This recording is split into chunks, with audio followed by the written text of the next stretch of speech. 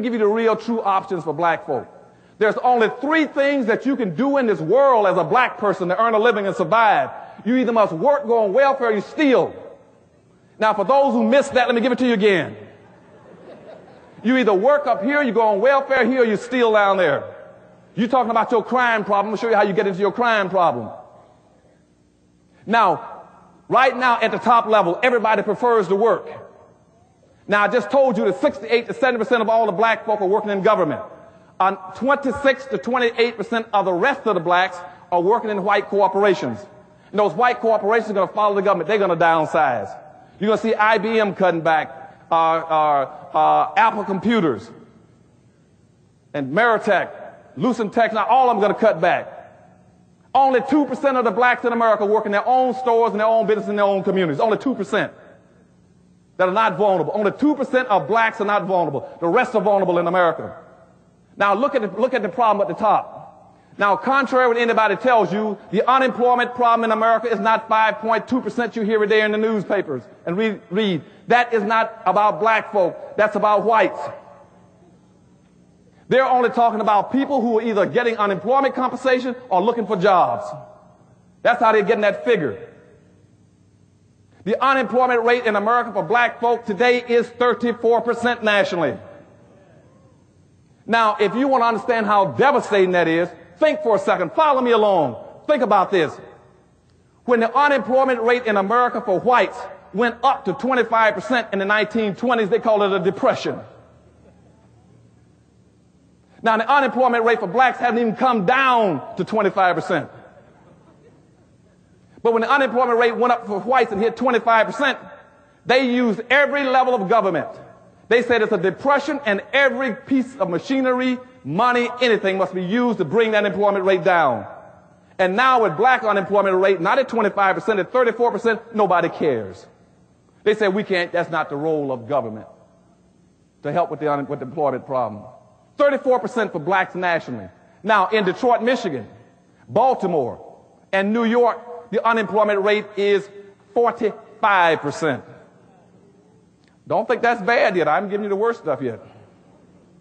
In Pittsburgh, it is 49%. And for black youth in this country, it is 57%. That's why you got your problem out here on the streets. Because nobody wants to give you the true facts about why you got problems. Now that's at the top level. Now when you kick those people out of those jobs in the government and out of those corporations, they must go down to the second level. I'm going to show you how you get into your underclass. You kick them down to the second level. But the conservatives in this country have already made preparation for you when you come down to the second level. That's called welfare. They got preparation. They said, when you come down here, don't plan on staying here. We just had welfare reform, which means you can't stay here on the second floor either. And now to do welfare action, you can only be on welfare for 2 years. We're going to kick you off of that, which means you must go down to the next level. But before they kick you off the second level, look at the second level already.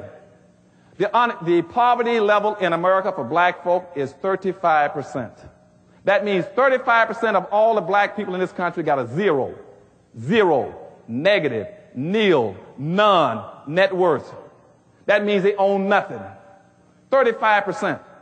47% of all the black children in America are beneath the poverty level. I just left New Orleans. New Orleans. That's why I had tears in my voice and my eyes a few minutes ago when I talked about leaving New Orleans and Tuskegee University. In New Orleans, the poverty rate there for black folk is 80%. And somebody got to wake up. You can't stand that kind of poverty.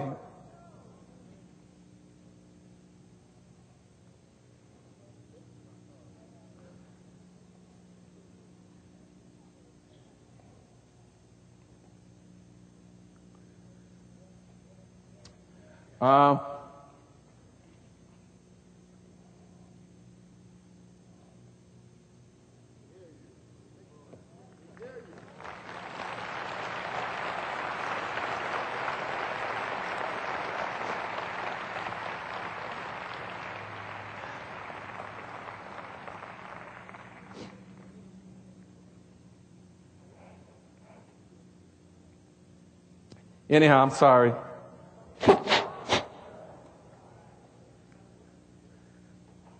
The poverty rate for black youth in this country is 47%.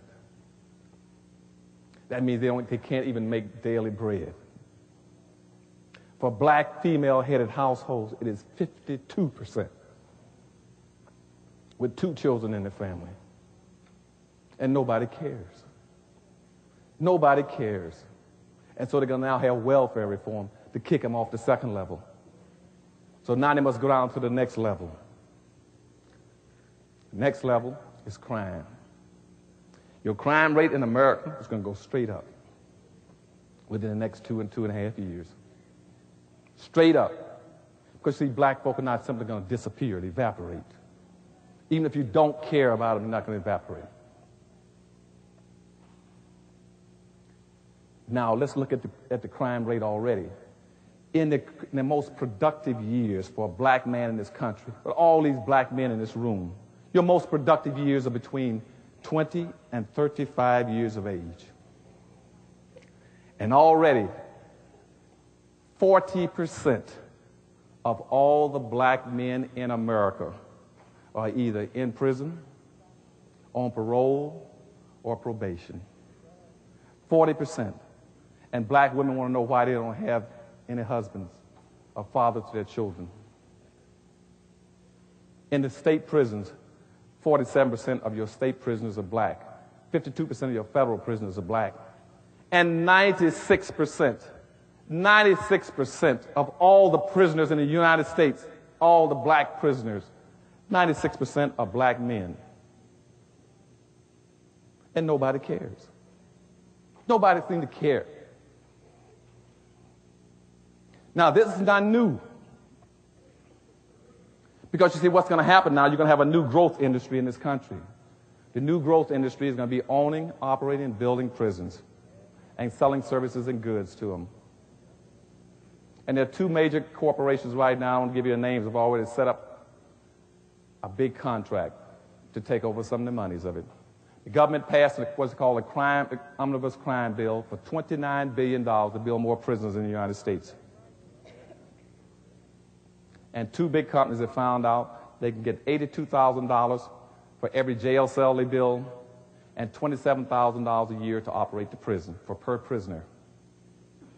And just in all those black prisoners you find, just the black male prisoners, for supplying them with shaving lotion, underarm deodorant, and soap, that is a $3 billion a year industry, and black people don't get a penny out of it. People are already making money off of our people in prison. And nobody even cares about where the money is going and how they're making the extra money, even after they criminalize you. Now, this criminalization process didn't start here, so let me get with the public policy and show where everything started, and let's analyze it with history very quickly. The whole problem goes back to 1619.